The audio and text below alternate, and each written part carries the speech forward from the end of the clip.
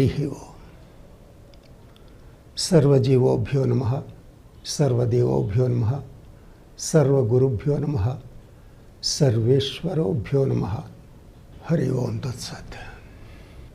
భారతీయ సంస్కృతిని అనుసరిస్తున్నటువంటి సాధక మిత్రులందరికీ ఓం నమో పరబ్రహ్మణే. సాధక మిత్రులారా, పవిత్రమైనటువంటి భరత భూమిలో జన్మ తీసుకున్న మనకు మన సనాతన ఋషులు కొన్ని బాధ్యతలను అందించారు. సర్వే జనా సుఖినో భవంతు అనేటటువంటి వాక్యాన్ని మన ఋషులు అనేక ప్రదేశాల్లో ప్రచారం చేశారు. వసుధైక కుటుంబ భావనతో మన వేద జ్ఞానాన్ని ప్రపంచమంతా ఒకే కుటుంబం అనే భావనతో అనేక దేశాల వారికి పంచారు. కనుక మనం మన యొక్క మూలమునైనటువంటి వేదమును, యోగమును, భారతీయ సంస్కృతిని, ప్రాచీనులు మనకు నేర్పినటువంటి జీవన విధానాన్ని అందరికీ అందించవలసిన బాధ్యత మన సద్గురువులు మనపై ఉంచారు. భారతదేశంలో ఉన్న అనేక రాష్ట్రాలతో పాటు 2000 సంవత్సరం నుండి హిమాలయాలకు వెళ్ళిన తర్వాత ఒక ప్రకృతి బీభత్సంలో స్వామి చిక్కుకోవడం, ఆ సమయంలో హనుమాన్ గుహ మహాత్ములు అనేటటువంటి ఆయన ఈ దేహానికి రక్షణ కల్పించడం జరిగింది. మొట్టమొదటిగా ఆయనతో నాకు కలిగిన పరిచయాన్ని మొదలుపెట్టి ఆ తర్వాత తతిమ విషయాలను నేను చెప్పే ప్రయత్నం చేస్తాను.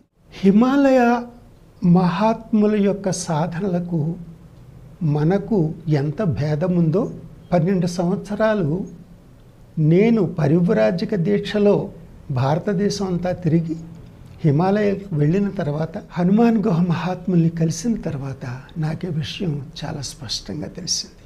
వారు నన్ను 3 రోజులు ఆ గుహలో విశ్రాంతి తీసుకునేలా చేసి అప్పుడు నాకు కొన్ని సూచనలు ఇచ్చారు. ఆ సూచనలు ఇవ్వడానికి కూడా కారణం ఏంటంటే, ప్రతి సద్గురువులు తమ ముందు ఉన్న వాళ్ళ యోగ్యతను గమనిస్తారు ముందు. ఆ 3 రోజుల్లో నేను ఆ మహాత్ముల్ని గమనించింది ఏమిటంటే, వారు భూస్పర్శని వాడుకోవటం లేదు.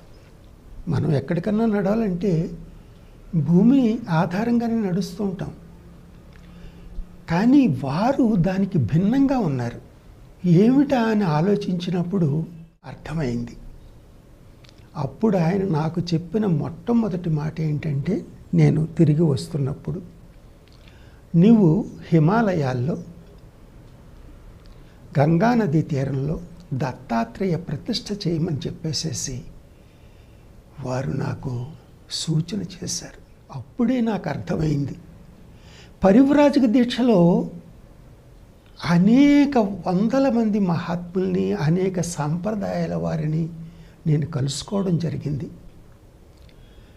నాకు వచ్చిన సందేహాలకి వారు వేరే వేరే సంబంధాలు చెప్పారు, కానీ నా గత జన్మ సంస్కారాలను శుద్ధి చేయడం కోసం ఏమి చేయాలనేది నాకు వీరి ద్వారానే వచ్చిందేమో అన్న భావన కలిగింది.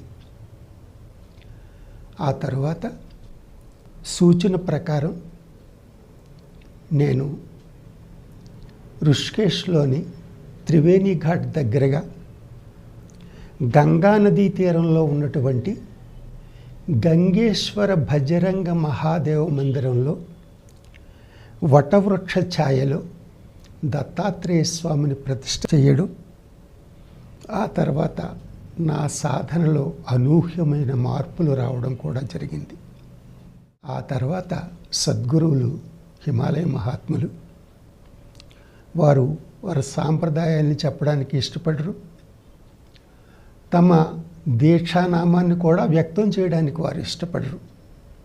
అందుచేత ఆ గుహ లో పరిచయం అయ్యారు కాబట్టి హనుమాన్ గుహ మహాత్ములనే మేము మా సాధక మిత్రులందరూ కూడా వారిని గుర్తు చేసుకుంటూ ఉంటాం. వారు అనేక ప్రదేశాలను నాకు పరిచయం చేయడం, ఆ తర్వాత వారు వేదోక్తమైనటువంటి అనుష్ఠానాన్ని ఇవ్వడం జరిగింది. నేను అంతవరకు ఏమనుకునేవాడిని అంటే, నా పేరు చివర ఉన్న 2 అక్షరాలను చూసి నేను ఆ కులానికి చెందినవాడినేమో అనుకునేవాడిని. అయితే తర్వాత నాకు అర్థమైంది ఏంటంటే, ఇవి బాహ్యంగా ఉండేటటువంటి తర్వాత మధ్య రకంగా మహాభారత యుద్ధం తర్వాత వచ్చినటువంటి చర్యలని తర్వాత నాకు తెలిసింది. అంతేకాకుండా ఆయన అంతర్యాగ అనే దీక్షను కూడా నాకు ఇవ్వడం జరిగింది. అప్పుడు ఏకాంత సాధనకు నన్ను బయటికి పంపించారు.